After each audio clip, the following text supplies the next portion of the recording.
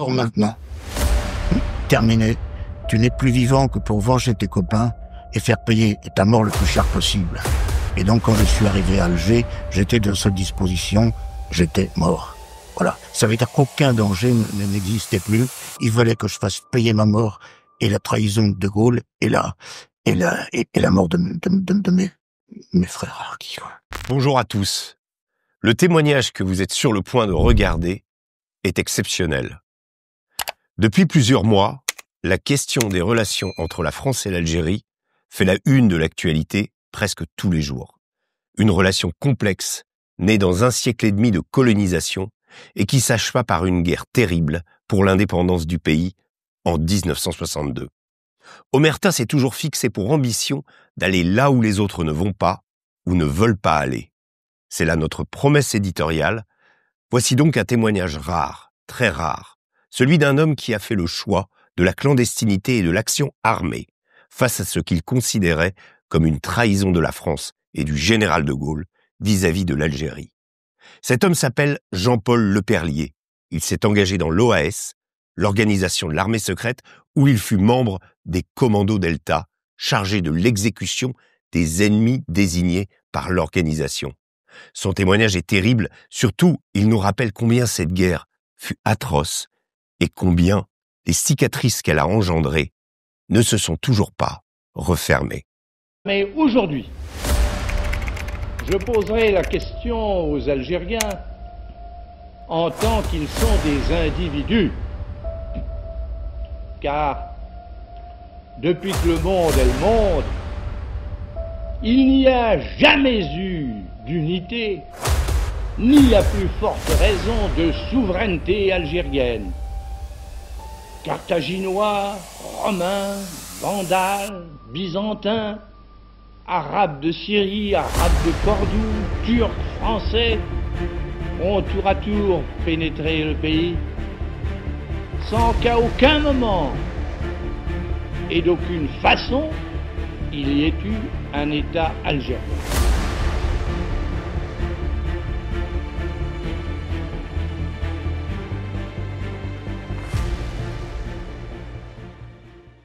Jean-Paul Leperlier, bonjour.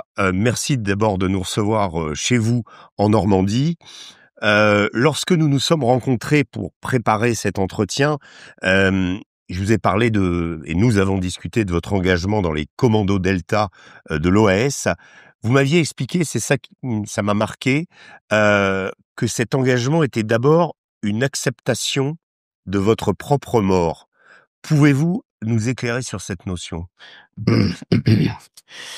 Ça sera long. Ça sera long parce que je dirigeais des harkis en Algérie. Les gens qui ont commandé, des hommes, on dit mes hommes. En fait, tous ceux qui ont commandé savent qu'on leur appartient beaucoup plus qu'ils vous appartiennent. C'est une équipe, on dispose un peu de leur vie, ils nous font totalement confiance, et c'était des Kabyles, et j'étais très attaché à ces Kabyles. Voilà.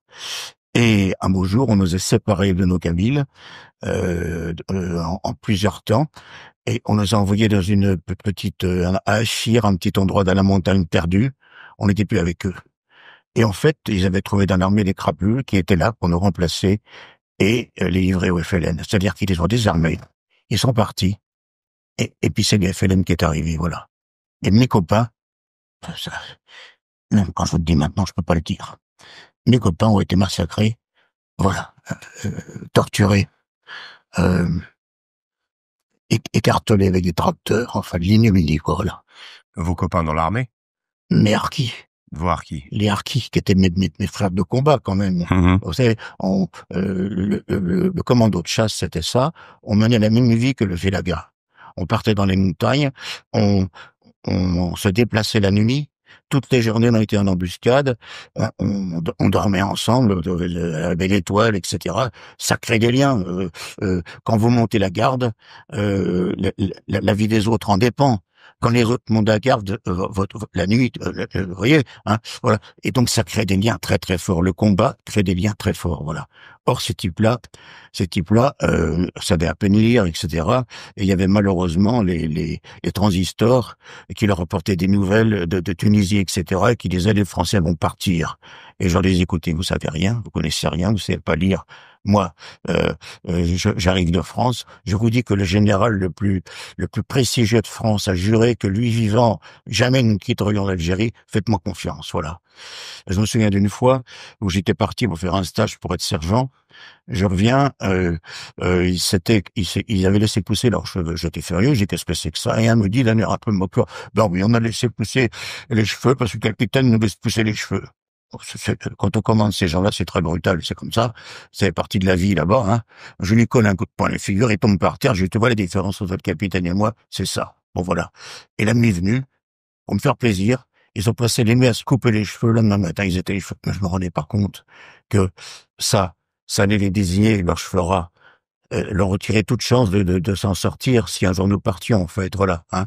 Donc bref, toujours est-il que dans ce petit village, à Fiab, où on nous avait planqués, un beau jour, je vois celui qui était notre chef de section, qui était plus gradé que moi, sortir du local, qui était le local radio, blanc comme un linge, le visage défait. Je me dis, qu'est-ce qui se passe? C'est le sergent de Poterie, qu'est-ce qui se passe, sergent?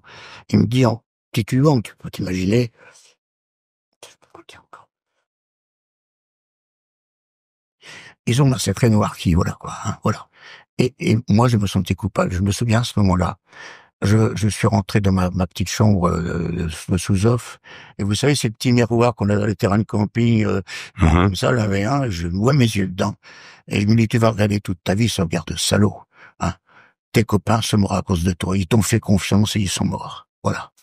C'est là que je me suis dit, pour répondre à votre question, mais tu vois, il faut pas que tu t'imagines que ça s'arrête là, que tu vas rentrer en France, et que c'est terminé.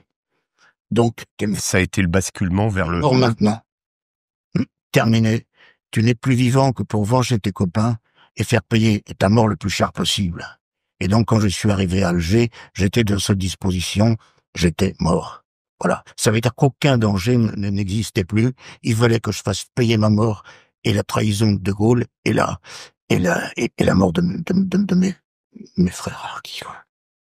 Alors, les motivations, vous venez de nous les décrire.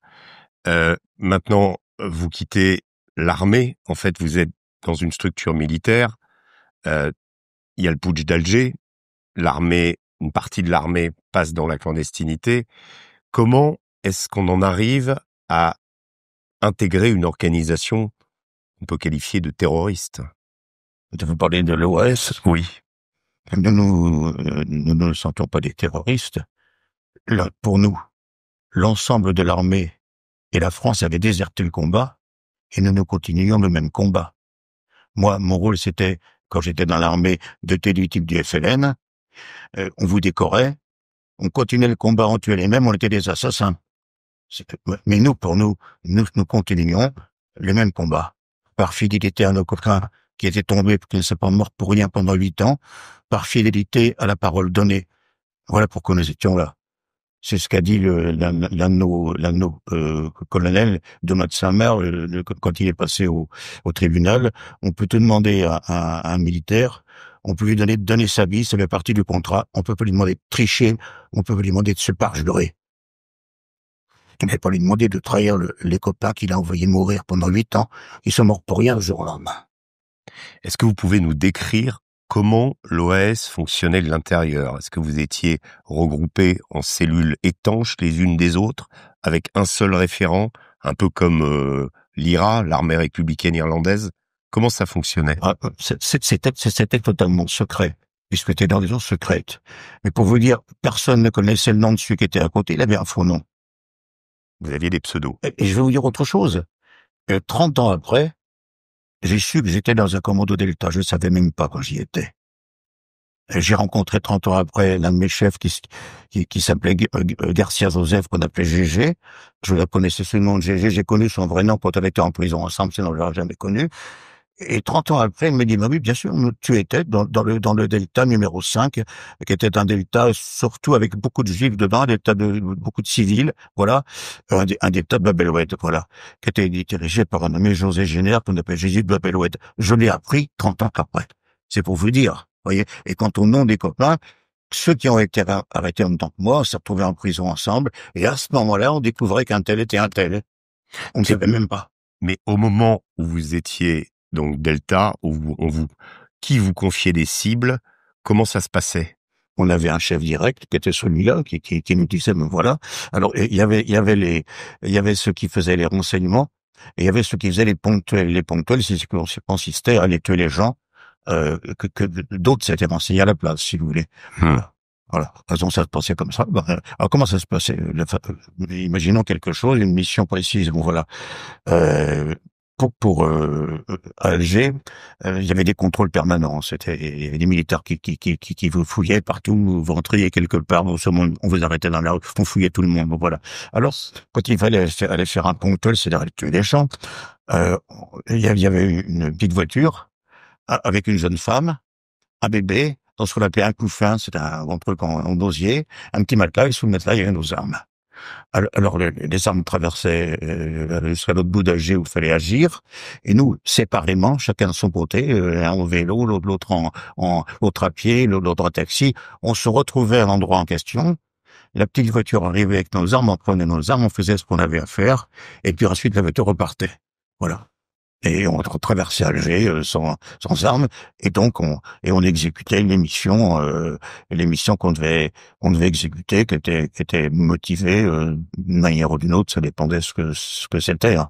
La première chose qu'on nous a fait faire à Alger, l'autre sergent qui avait quitté son unité en tant que moi pour rejoindre l'OS était assez furieux.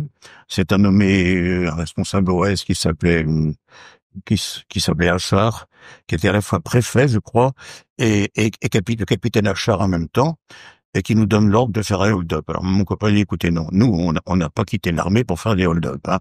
Alors, on met ce que vous voulez, mais pas ça. Et l'autre nous répond, écoutez, c'est simple, hein. Ici, c'est toujours l'armée, c'est la discipline, hein. Maintenant, tu en sais trop, si tu n'obéis pas, c'est une balle à la tête. Et c'est vraiment ça l'ambiance. On n'en voulait pas, c'était normal. Brut, et c'était normal. Voilà, bon. Et donc, ma première opération a été hold-up. Je vous raconte ça d'ailleurs, parce que c'est assez extraordinaire.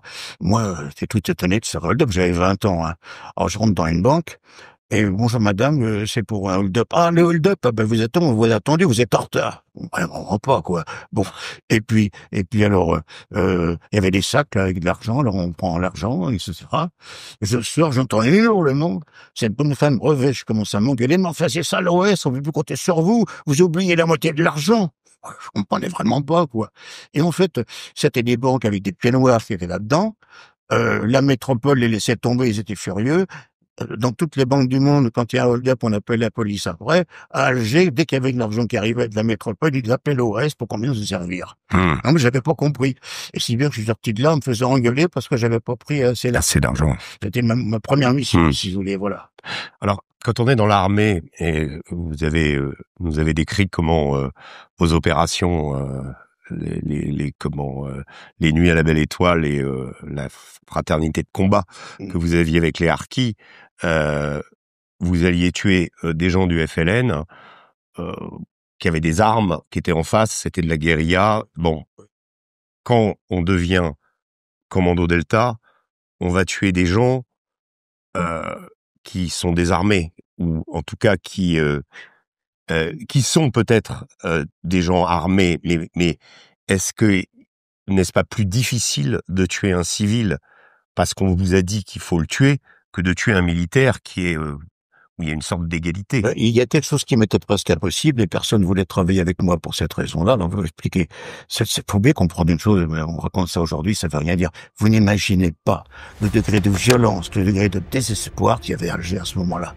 Et le degré de cruauté. Alors, par exemple, l'armée, on avait tout fait pendant des années pour gagner la population civile musulmane de notre côté, voilà. Donc, faut bien penser que même à l'époque de l'OS, il y a quelqu'un qui s'était fait élire dans la Casbah sous le sigle tout pour l'Algérie française, rien, et il avait été élu dans la Casbah par les musulmans. On avait complètement gagné sur le terrain. Mais De Gaulle a déclaré une paix, je ne sais quoi, où les Français ne se battaient plus, mais il ouvre les frontières et les autres continuaient le combat, eux. Alors nous, on était l'arme au pied, mais l'adversaire commençait à massacrer. Et pour les gens pour les musulmans, c'était terrible, quoi. Parce que il fallait parfois même que pour avoir le droit de vivre, ils se dépêchent de tuer un Européen pour bien montrer que ça devenait une ambiance terrible, comme ça, voilà. Et un beau jour, et pour obliger les musulmans et les Français complètement séparés, dans le Grand Alger, rue Michelet, etc. Dans la matinée, mais je peux me tromper, il y a quand même de ça plus d'un demi-siècle. Bon, est arrivée une équipe du FLN. En l'espace de peut-être une demi-heure, 3/4 d'heure, ils ont massacré, ils ont tué 26 personnes, je ne sais combien de blessés, comme ça, voilà. C'était pourquoi on ne pouvait plus laisser un musulman rentrer dans les quartiers européens, c'était pour séparer les communautés, voilà. Et à ce moment-là, notre mission à nous, c'était tout musulman qui rentrait, de lui mettre une balle dans la tête, voilà. Bien. Et moi, j'imaginais le harki qui avait, avec sa femme, ses enfants, marché la nuit, n'importe quoi pour sauver sa vie. Enfin, il arrivait d'un quartier européen. Moi, j'allais lui mettre une balle dans la tête, je pouvais pas. Pourtant, c'est ce qu'on vous demandait de faire. Chaque fois que je parle des harkis, ce que je veux dire. Si on rentre après, je veux pas. Maintenant, pour revenir sur ma question précédente, ce que je veux dire, c'est que aller tuer Je continue. Allez-y. C'est ça votre question, je réponds, mais il faut expliquer les choses. Bien sûr. Or, effectivement, il fallait arriver, alors on travaillait à deux, un tueur qui était devant, l'autre qui assurait sa sécurité 5-6 mètres derrière, sur la foule, hein, voilà, et on mettait une balle dans la nuque, voilà, bon, très bien. Moi, je voulais pas. Alors, qu'est-ce que je faisais? Je les faisais rentrer dans un Porsche, et je lui dis, donne-moi tes papiers. Je voulais lui laisser une chance de me dire, une chance de pas le tuer, finalement, encore, voilà. Et s'il avait rien à me dire, je le tue, voilà. Mais c'était beaucoup plus dangereux. Et une fois où j'ai fait ça à proximité de la proche Casbah, on s'est fait tirer dessus à cause de moi, et personne ne voulait plus travailler avec moi, sauf un juif de Bebelouette qu'on appelait la puce, qui était costaud comme tout, mais quand il était tout petit, il était minuscule, et puis en grandissant, ses copains par dérision continuaient de l'appeler la puce alors qu'il faisait de la lutte, tout ça. Et lui, travailler avec moi, c'était le seul. Personne ne voulait travailler avec moi parce que, pour vous dire, je ne pouvais pas tuer un musulman sans vérifier son identité. Tant qu'il n'est pas de l'autre côté, quoi, voilà. Par contre, j'en ai tué beaucoup d'autres quand j'étais sûr que c'était des adversaires, quoi, voilà. Des trucs ignobles, hein. Je vais vous raconter une autre histoire, justement, comment ça se passait, voilà. Bon. Toujours dans ce climat horrible, on trouvait des Européens, massacrés, torturés, on trouvait les cadavres comme ça. Qui est-ce qui les avait tués? Est-ce que c'est des barbouzes? Le FLN, on ne savait pas. Et puis on s'est rendu compte que beaucoup d'entre eux venaient de vendre quelque chose. Alors, les gens, ils allaient tout perdre. Et ils vendaient à des musulmans peut-être le 10e du prix leur entreprise. Hein. Ils touchaient un peu d'argent. Et à ce moment-là, ils se faisaient coincer par des gens du FLN, qui les torturaient pour leur faire donner l'argent, vider les comptes, etc. On retrouvait l'équipe horriblement torturée. Et voilà. Et les gens se sont rendus compte que de chez nous qui faisaient le renseignement, que la plupart de ces types avaient leur argent dans une certaine banque. Voilà. Donc il y avait quelqu'un dans cette banque qui renseignait les gens du FLN sur la somme que ces types avaient touchée, etc. Voilà. Et c'est comme ça qu'ils se faisaient attraper, qu'ils se faisaient torturer, qu'on leur faisait donner l'argent, et qu'en plus on était par-dessus le marché. Voilà. Et donc, les filles qui travaillaient dans cette banque se sont rendues compte qu'il y avait une cabine très sympathique depuis toujours qui travaillait avec elles. Les cabines ont l'air tellement européennes qu'elles pouvaient rentrer dans le quartier, ça se voyait pas. Bon, voilà. Bon. Seulement, cette cabine-là n'aimait pas ce qui était sucré au moment de manger à midi. Alors, au moment du dessert, elle rentrait toujours au bureau un quart d'heure avant les autres. Et ils se sont dit, mais ça serait peut-être elle qui renseignerait quand même. Alors, ils se sont mis à parler d'un dossier très important d'un type qui devait vendre. Je me souviens encore, il avait vendu une société de meubles frigorifiques, voilà, etc. Il a touché beaucoup d'argent. Elles en ont parlé, c'est dans la Kabyle. Et dans le dossier qu'elles montraient là, elles ont mis un cheveu pour comme ça, voilà. Hein. Bon. Et puis les Kabyles, comme d'habitude, au moment du dessert, elle aimait pas le soufflé ni le café, elle est montée un quart d'heure avant.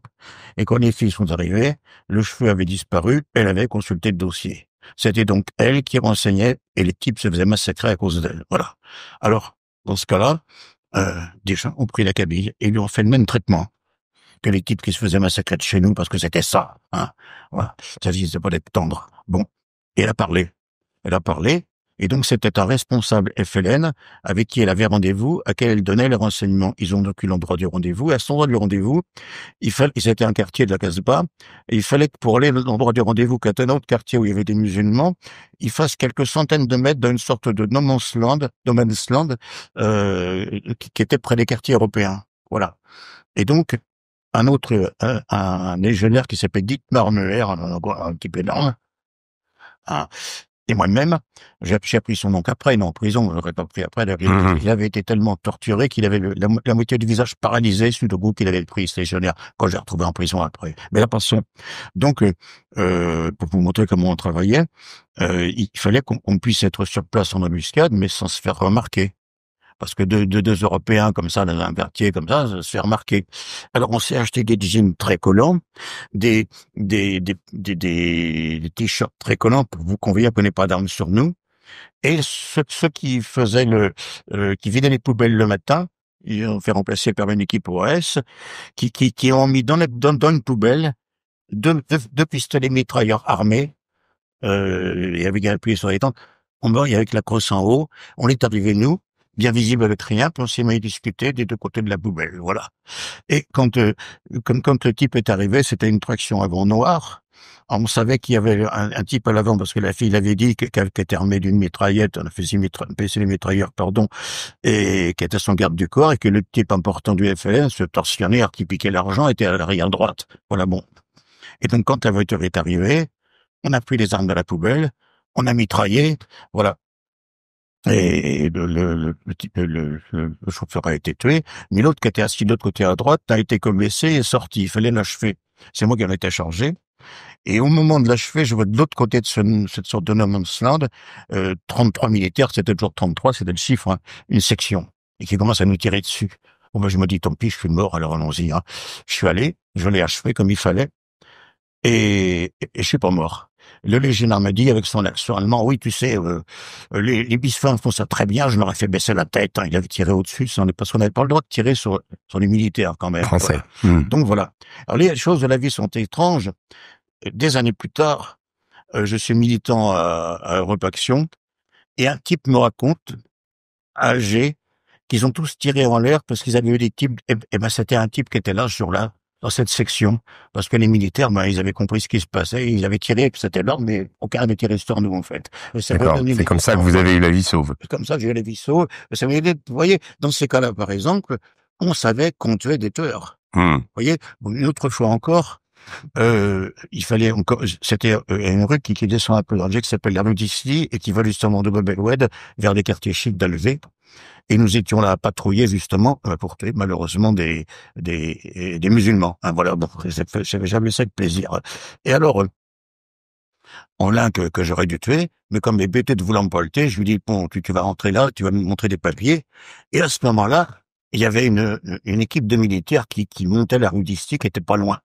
Qu'est-ce qu'il fait? Il se met à hurler, c'est l'Ouest, faut les tuer. Et il court vers des militaires. Ah ben, je me dis, c'est là, moi, je suis sûr qu'il est pas de notre côté. Je le tue. Mais, et je m'étonne que les militaires nous tirent pas dessus. Pas pourquoi? Parce qu'il y avait d'autres militaires qui descendaient là-bas de notre côté. S'ils nous tiraient dessus, ils risquaient de se blesser les uns les autres. Voilà. Et à ce moment-là, une femme, dans un immeuble à côté, nous fait signe, venez. On rentre dans l'immeuble. Elle ferme la porte, on arrache la clenche électrique qui permet d'ouvrir de l'extérieur, et on dit, bon, on va se sauver par l'étoile du nez, c'est pas la peine, parce que vous savez, il y avait la rue d'Esti qui descendait comme ça, et il y avait ça montait très fort vers la Casbah. Et dans ces immeubles, tout l'arrière avait été muré, hein, parce que l'arrière des immeubles donnait sur l'approche Casbah. Elle nous dit, mais il n'y a pas de problème, vous allez pouvoir facilement vous sauver, il y a une porte qui donne sur l'approche Casbah, et il vous suffira de descendre la rue, il y a des militaires qui montent la garde en bas, vous pourrez passer, sortir comme ça. On monte avec la dame, et qui nous dit, oh mon Dieu, j'ai pas la clé. Alors, je monte en courant chez elle, je trouve la clé telle qu'elle m'avait décrit avec une étiquette, je redescends, on ouvre cette porte-là, la porte elle a été défoncée en bas, on entendait les autres qui galopaient dans l'escalier, on arrive à passer de l'autre côté, l'autre tueur et moi. Et là, on se trouve entouré de musulmans dans l'approche Casbah. 2 Européens perdus au milieu de tout le monde. Et là, je vois un type par terre, assis, un vieux. Il y en avait beaucoup qui étaient de notre côté, qui me dit gentiment, MC, c'est vers Foucan, hein. Il montrait en bas, ça veut dire, sauve-toi, quoi, voilà, hein. Bon.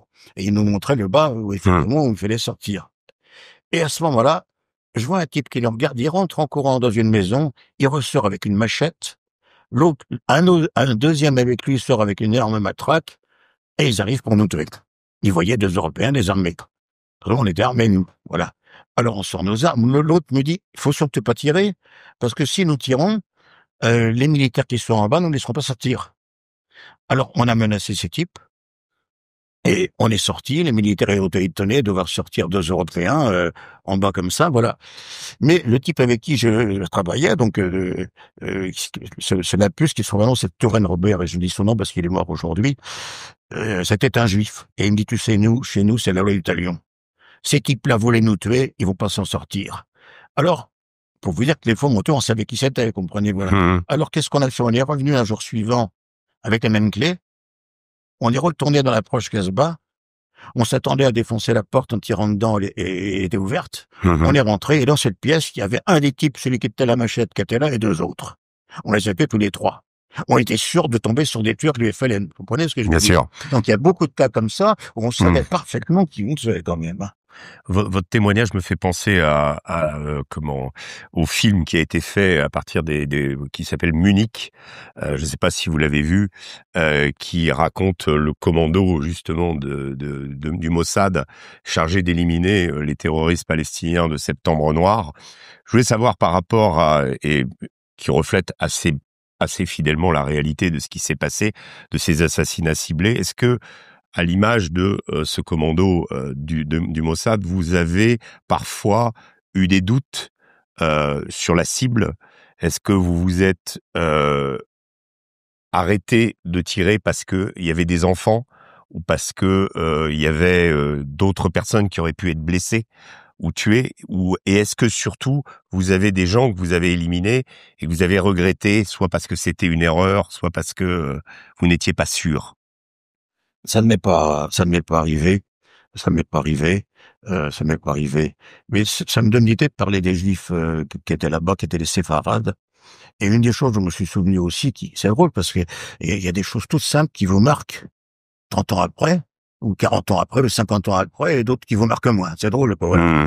Et une des missions qu'on a eues, ça, idiot de vous raconter ça, vous leur tirez si vous voulez, hein, bon. Non, pas du tout. On nous a demandé à 2 Européens, deux Européens, des militaires de France, que ils appelaient les patos, ils appelaient, voilà, d'accompagner une femme juive dans un cimetière juif.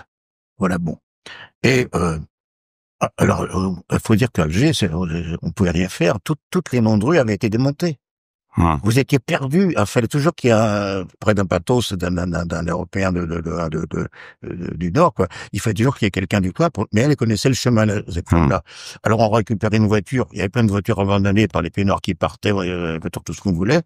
Et j'emmène cette femme juive, qui était à côté de nous, qui disait rien, dans cette voiture, simplement pour aller dans ce cimetière juif. Voilà. Et là, elle, je sais pas pourquoi, elle se met pas à genoux, elle reste devant la tombe debout pendant quelque temps, et puis elle remonte dans la voiture, et j'avais l'impression qu'elle avait diminué de moitié, elle était toute tassée. Et là, elle se met à pleurer doucement, voilà. Et elle me dit, voyez, je vais tout perdre, je vais tout abandonner, mais le pire, je vais même abandonner mes morts, alors. Ça a l'air bête, mais c'est d'autres choses qui me sont restées, vous voyez, quoi. C'était vraiment une ambiance horrible, quand même. J'ai jamais vu un tel désespoir, ces gens-là. Ce crapule de Gaulle, comment a-t-il pu réduire un peuple à un tel désespoir? Ça a été terrible, quoi, vous voyez ce que je veux dire. Alors cette femme nous a dit, voilà, dans cette tombe, il y a un de mes enfants et mon mari qui ont été tués par le FLN, il faut même que j'abandonne mes tombes. Voilà. Justement, on va rester sur la question des morts. Je vous avais demandé de m'envoyer un certain nombre de documents ayant trait à cette époque, et vous m'avez fourni, j'ai regardé attentivement, la liste de vos camarades tombés, avec une description sommaire de leurs morts. Il y en a beaucoup.